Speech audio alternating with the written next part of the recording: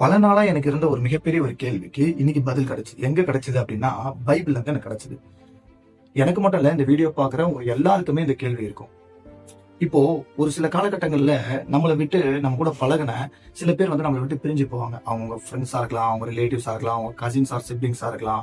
இல்ல உங்களுக்கு ரொம்ப விருப்பப்பட்ட ஒரு ஆணாவோ இல்ல ஒரு பெண்ணாவோ, உங்க நெருக்கமான நீங்க விரும்பின ஒரு பெர்சனா இருக்கலாம். இவங்கலாம் ஏன் நம்மள விட்டு பிரிஞ்சு போனாங்க அப்படின்றது என்னைக்காவது யோசிச்சு பார்த்திருக்கீங்களா? அதுக்கான பதில தான் நான் பைபிள்ல கண்டுபிடிச்சேன். நம்ம இந்த காலத்துல ஃபேஸ் பண்ண ஒரு பிரச்சனைய ஒரு மனுஷன் அந்த காலத்திலேயே அனுபவிச்சிருக்கிறாருன்னு நினைக்கும் போது ரொம்ப ஆச்சரியமா இருக்கு. அதுவும் கிறிஸ்து பிறப்புக்கு முன்னாடி 700ஆம் நூற்றாண்டிலேயே. Obviously the book of author King Solomon.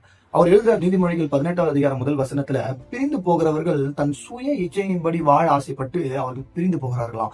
அவங்க ஏன் அப்படி பண்றாங்க அப்படின்னா, இந்த வசனம் என்ன சொல்லுது அப்படின்னா, என் இஷ்டத்துக்கு நான் வாழணும், நான் ஆசைப்பட்ட மாதிரி வாழணும்னு சொல்லி, உங்க எவ்வளவு வருஷம் நீங்க அவங்களோட பழகி இருந்தாலும், எவ்வளவு நீ அவங்க மேல அன்பு செலுத்தி இருந்தாலும், எவ்வளவு நீங்க அவங்களை பாசமா பார்த்துக்கிட்டாலும், ஒரே செகண்ட் அவங்க இருதயத்துல அவங்களுக்கு பிடிச்சது போல வாழணும்னு ஆசைப்பட்டுட்டாங்கன்னா, உங்க அன்புக்கோ உங்க பாசத்துக்கோ எந்த வேல்யூவேஷனும் கொடுக்காம உங்களை தூக்கி போட்டுட்டு போயிடுவாங்க. இன்னைக்கு உலகம் அதுதான். உலகத்துல நீங்க எவ்வளவுதான் நீங்க அவங்க கிட்ட போய் நான் எவ்வளவு அன்பு வச்சிருக்கிறேன், எவ்வளவு பாசம் வச்சிருக்கிறேன், நீங்க என்னதான் எக்ஸ்பிளைன் பண்ணாலும், எவ்வளவுதான் நீங்க வந்து அவங்க கிட்ட நீங்க அவங்க ஃபீலிங்ஸ் சொன்னாலும், அது ஒரு டிஸ்டர்பன்ஸாவோ இல்ல வந்து ஒரு இரிட்டேஷனாவோ அவங்களுக்கு இருக்கும். அவங்க ஒரு பேர்டனா ஒரு சுமையா தான் அவங்க பார்ப்பாங்களே தவிர உங்க ஃபீலிங்ஸை புரிஞ்சிக்க மாட்டாங்க.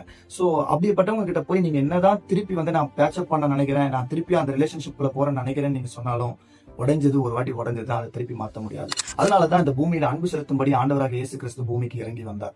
அவர் இந்த உலகத்தில் இருக்கிற எல்லா மனுஷங்களிடத்திலையும் அன்பு கூறுவதற்காக, உண்மையான அன்பு எது என்பதுக்கு அன்பிக்கிறதுக்காக ஆண்டவராக இயேசு கிறிஸ்து இந்த பூமிக்கு வந்தாருங்க.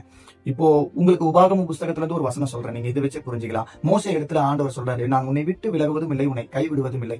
எதுக்காக அதை சொல்றாரு அப்படின்னா, மனுஷன் ஒரு நாள் வரும்பொழுது உங்களை கைவிட்டுடுவான், ஒரு பிரச்சனை வரும்போது உங்களை கைவிட்டுடுவான், உங்களுக்கு ஒரு சோதனை வரும்போது கைவிட்டுடுவான். ஆனா ஆண்டவர் உங்களை கைவிடவும் மாட்டாரு, உங்களை விட்டு விலகவும் மாட்டார். ஏன்? ஆண்டவராக இயேசு கிறிஸ்து கெத்செமனே தோட்டத்துல அரெஸ்ட் பண்ணும்போது அவரோடு கூட சேர்ந்து அற்புதத்தை பார்த்தவங்க, காட்டையும் கடலையும் ஒரே வார்த்தையினால் ஆண்டவராக இயேசு கிறிஸ்து நிறுத்தினாரு. அவ்வளவு பெரிய அற்புதங்களை பார்த்தவங்களே அவர் அரெஸ்ட் பண்ணும் போது ஓடி போய் ஒளிஞ்சுக்கிட்டாங்க. இதுதான் உலகம், இதுதான் உலகம். அதனால நீங்க வந்து உங்களை விட்டு போனவங்களை நினைச்சு நீங்க அதையே ஃபீல் பண்ணி நீங்க வாழ்ந்துகிட்டு இருந்தீங்க அப்படின்னா, பாதிப்பு அவங்களுக்கு இல்ல. அவங்க போய் பாருங்க, அவங்க சந்தோஷமா வந்துட்டு இருப்பாங்க. பாதிப்பு உங்களுக்கு தான். அதனால இன்றைக்கு யாரோ ஒருத்தர் இந்த வீடியோ பார்த்துட்டு இருப்பீங்க, இதே நிலைமையில உங்களை விட்டு போனவங்களை நினைச்சு ஃபீல் பண்ணாதீங்க. ஆண்டவர் சொல்லுகிறார், ஒருவனை அவன் தாய் அவனை தேற்றுவது போல நான் உன்னை தேற்றுவேன். அவங்களை விட்டு பிரிஞ்சு போனவங்களை நினைச்சு ஃபீல் பண்ணாதீங்க. நிச்சயமா ஒரு நாள் உங்களை விட்டு பிரிஞ்சு போனதுக்கு அவங்க தான் ஃபீல் பண்ணுவாங்க. May God bless you. Amen.